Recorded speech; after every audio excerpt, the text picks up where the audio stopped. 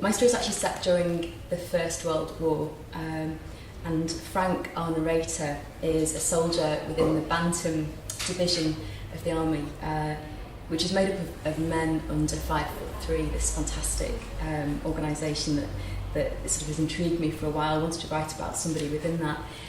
His friend Ted, who he met and fought beside in Arras, France, has been killed, and so he's turned up at Ted's house to pass on Ted's notebooks to Ted's widow Nancy.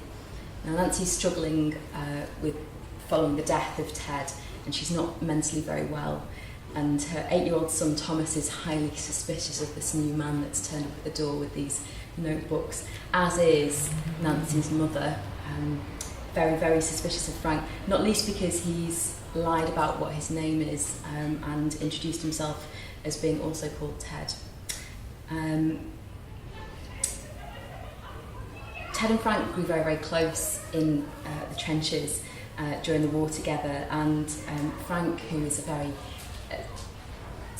who's a very big and cumbersome man, is obsessed with astronomy and physics. He's sort of an amateur physicist in interest, and he makes notes obsessively in his notebooks that he's taken out with him, and he's using his opportunity in the trenches to look at the stars and make notes of those before he died. And where I'm going to start reading in the story is actually the narrator Frank has been invited to church with Nancy and Nancy's mother and Thomas, and so potentially quite an awkward situation for everyone. So this is called The Chinese Latin. I sit between Nancy and her mother in a pew uncomfortably close to the front. People bow forward as if in prayer to stare at me as the organ pipes on. The vicar climbs the pulpit. Nancy's mother leans over. Reverend James is a close friend of this family, she hisses at me. Thomas catches a yawn in his fist. The first lesson is taken from the 13th chapter of 1 Corinthians, beginning at the first verse. Reverend James clears his throat. Though I speak with the tongues of men and angels and have not charity, I am become a sounding brass or a tinkling cymbal. I sit back and think about Ted. You beckon me into our dugout, point into the corner at a small burner. Made us this from scraps lying around. It disperses its smoke, just needs some fuel. You raise an eyebrow at me. It doesn't take me long to acquire some. You light the little flame and we set a pan of water over it. We sit and watch it. Then you flip through one of your notebooks. You hand it over. Been designing this. Already started it at home. I look at the drawing. A clock.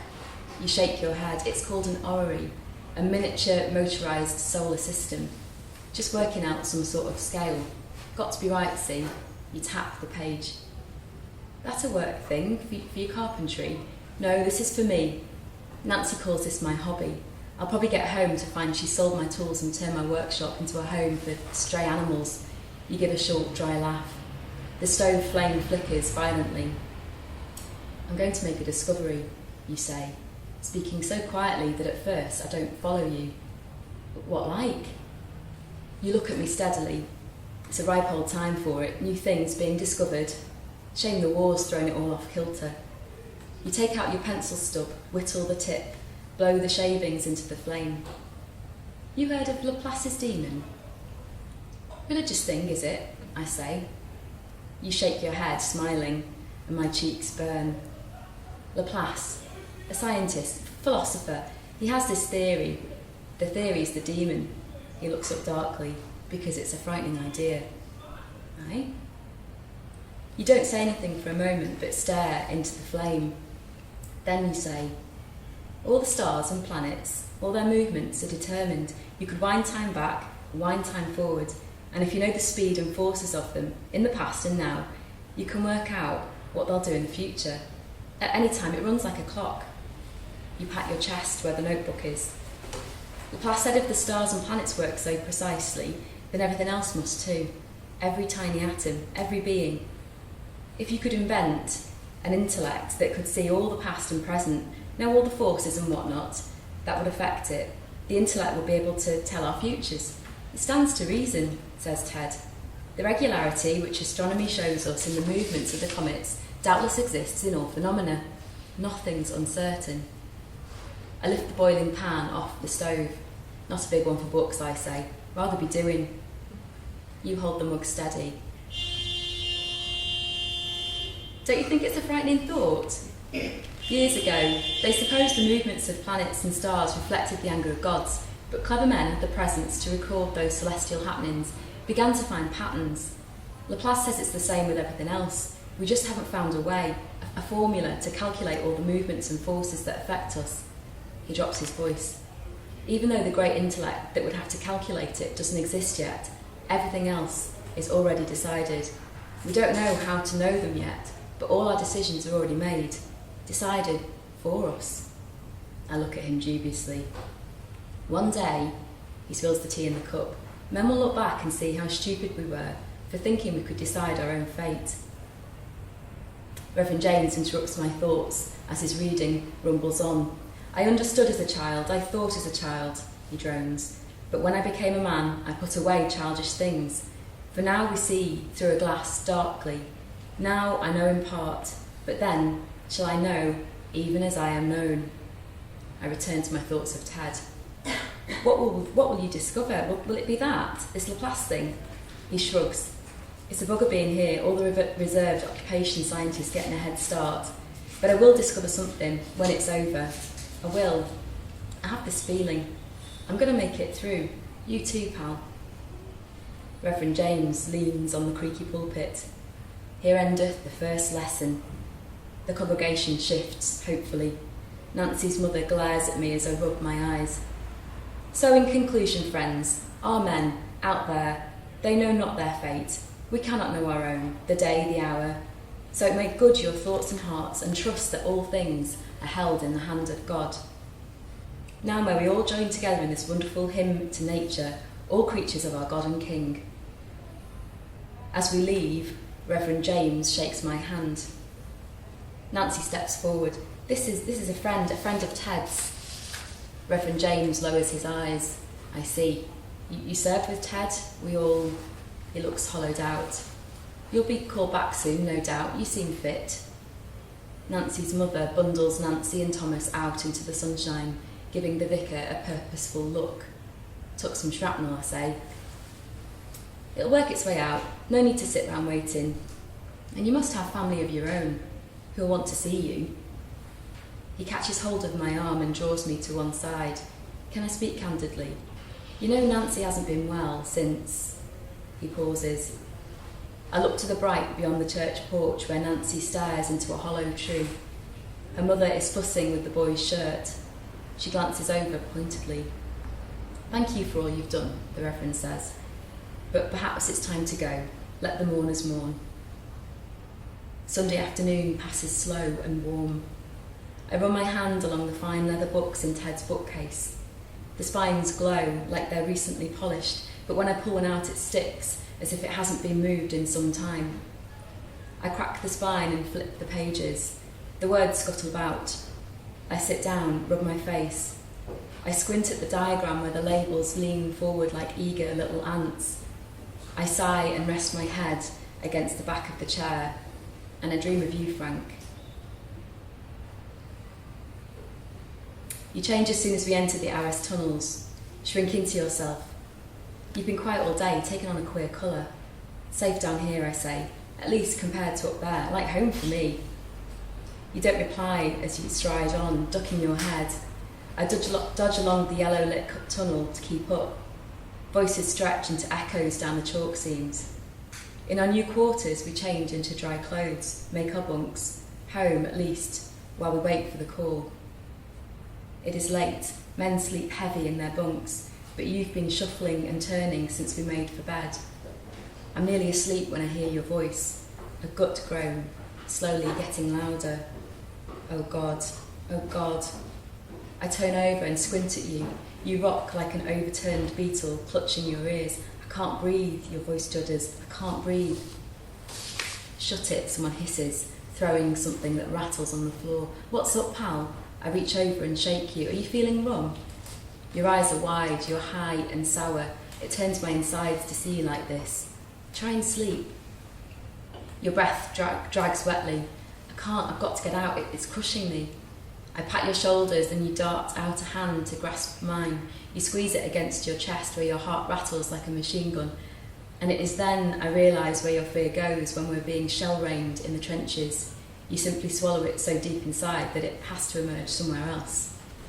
I scratch my head, cast around desperately. One of your notebooks is tucked into your bunk. Imagine, I say, imagine you're somewhere else. I feel you nodding. Think of your stars. I kneel down beside you, ease the notebook out, flick through the pages, peer at your jottings.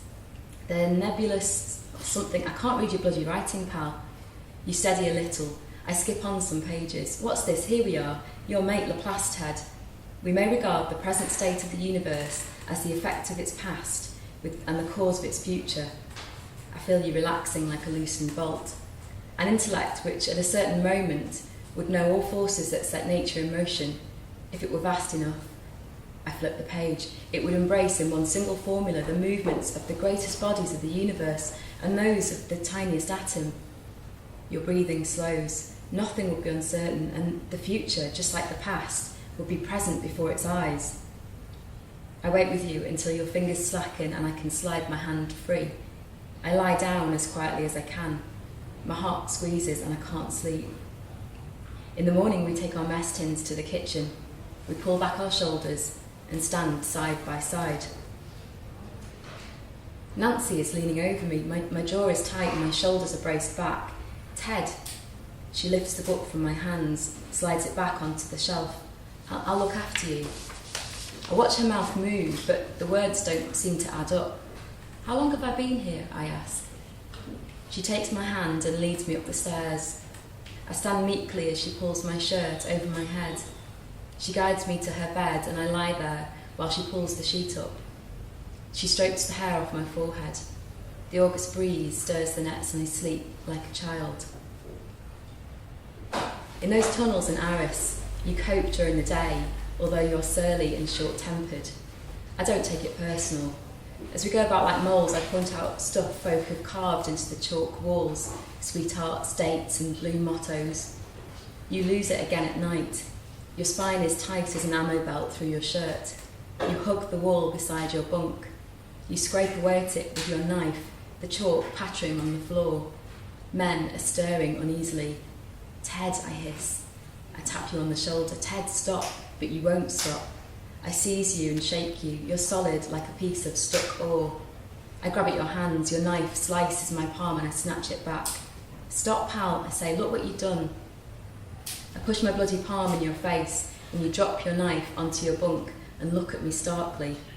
I'm sorry. You hold my stinging hand tenderly. You pull me into you.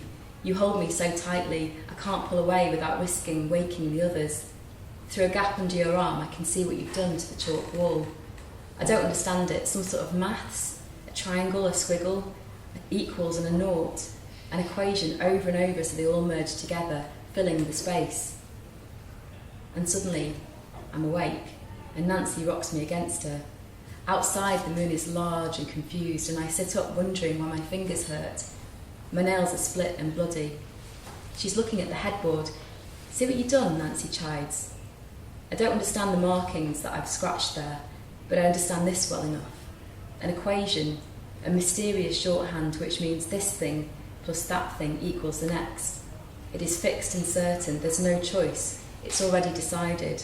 Fate, unstoppable like a stream dammed by a child. The water has to find another way. Even when it's bombed and broken, it must add up. I must make it add up. This should have been me. I should be dead. Ted had something to discover. I'm fixing it. Nancy steers me down the stairs and out into the garden. You can't sleep in here. You have to go. It's night time. I stand with the vegetables and watch her go back into the house. The call echoes down the tunnels. You help me gather my pack. Your nimble ease returned. Your own pack is slung ready on your back. You shake your head, look at the chalk wall, the plastic equation. Sorry about that, pal, you mutter. While my guts squeeze and turn, you look like your old self again. You jostle ahead down along the corridors, following the arrows to exit number 10. I trail behind. The biting chill comes first, then a growing dawn light. You're smiling as we climb the rough-cut steps, blink away the freezing sleet.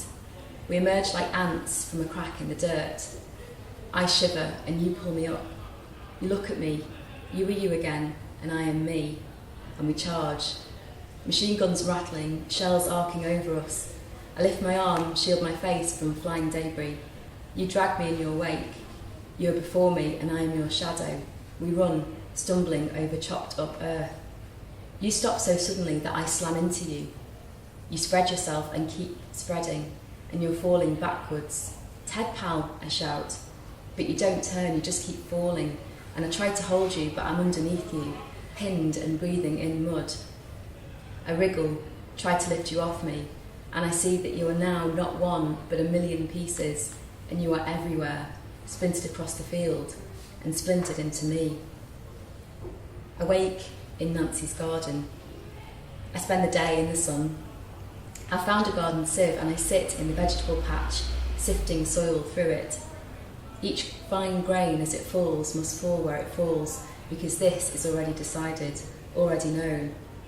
And I think and think about how I might make Ted's discovery.